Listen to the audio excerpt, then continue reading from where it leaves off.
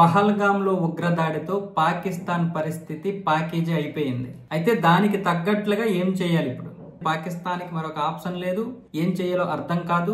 పిచ్చి ప్రేలాపనలు పిచ్చి కుక్క మురిగినట్లు మరగడం తప్ప రెండో ఆప్షన్ లేదు. అయితే ఇప్పుడు ఇక్కడ మోదీ, అమిత్ షా ఇద్దరు కూడా ఒక రకమైనటువంటి చర్యలు తీసుకుంటున్నారు. అవి ఎలా ఉన్నాయంటే, ఇప్పుడు మనం ఏ విధంగా అయితే ఆవేశపడుతున్నామో అదే విధంగా ఒక ప్రధాని, ఒక హోంమంత్రి కాకుండా పాకిస్తాన్ పరిస్థితి చాలా దిగజారిపోవాలి. దాని ఇప్పుడు ప్రజలే పిచ్చి కుక్కను కొట్టినట్లు కొట్టాలి అక్కడ అధికారుల్ని. ఆ విధంగా ప్రణాళికలు రచిస్తున్నారు. ఇప్పటికే మొత్తం వీసాలు 14 రకాల వీసాలని రద్దు చేశారు. ఈ 14 రకాల క్యాన్సిల్ చేశారు కాబట్టి వీసాలని మొత్తం ఆరోగ్యం కోసం, అంటే మరొక 10 రోజులు ఉంటే మా ప్రాణాలు నిలబడతాయి, లేకపోతే మేము చనిపోతామన్నా సరే అవసరం లేదు, మీరు వెళ్ళిపోండి, దొబ్బేయండి, మీరు ఇంకెక్కడ వద్దు. మీరు ఇక్కడ ఆరోగ్యాలు బాగు చేసుకోవడానికి వచ్చి ఆరోగ్యంగా ఉన్న తర్వాత మమ్మల్ని చంపడానికే.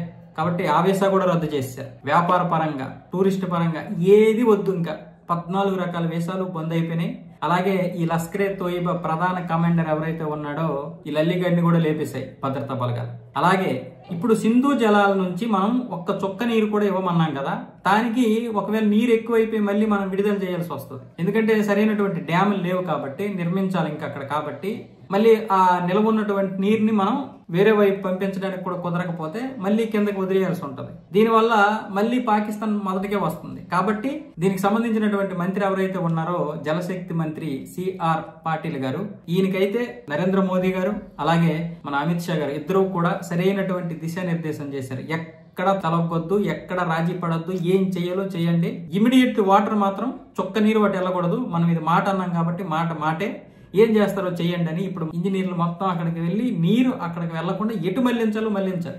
ఏం చేస్తారో చెయ్యాలి, మన వైపు మళ్లించుకోవాలి. ఏం చేస్తారో చెయ్యండి. చుక్క నీరు వెళ్ళకూడదని మాట అన్నాం కదా, మొత్తం నీరంతా నిలవైపోయిన తర్వాత నెక్స్ట్ మిగతాది విడిచిపెట్టాల్సి ఉంటుంది. ఇప్పుడంటే వేసవికాలం కాబట్టి నీరు తక్కువ వచ్చే అవకాశం ఉంటుంది కాబట్టి కొంచెం అది ఇచ్చేయచ్చు. కానీ ఐస్ కరుగుతుంటది. ఏది ఈ హిమాలయాల్లో కొంతవరకు ఈ యొక్క ఐస్ గడ్డలు ఏవైతే ఉన్నాయో ఈ మంచు అంతా కరిగి మళ్ళీ నీరుగా వస్తుంది కాబట్టి అది కూడా ప్రమాదమే ఈ వేసవి కాలంలో. ఆ విధంగా కూడా నీరు ఎక్కువైపోయే ప్రమాదం ఉంటుంది. కాబట్టి ఏం చేస్తారో నాకు తెలియదు. వెంటనే అందరం నీకు ఏం కావాలంటే అది, ఎంత కావాలంటే అంత, ఎవరు కావాలంటే వాళ్ళని తీసుకెళ్లి మొత్తం ఇంజనీరింగ్ మొత్తం అక్కడే ఉంది. ఇప్పుడు పాకిస్తాన్కి ఒక చుక్క నీరు వెళ్ళకూడదు, మన వైపు ఏ విధంగా మళ్లిస్తారో మళ్లించండి అంటూ అమిత్ షా గారు అలాగే మోదీ గారు ఇద్దరు కూడా దిశానిర్దేశం చేశారు. సిఆర్ పాటిల్ గారు కూడా ఈ విషయాన్ని మీడియా ముఖంగా చెప్పడం జరిగింది.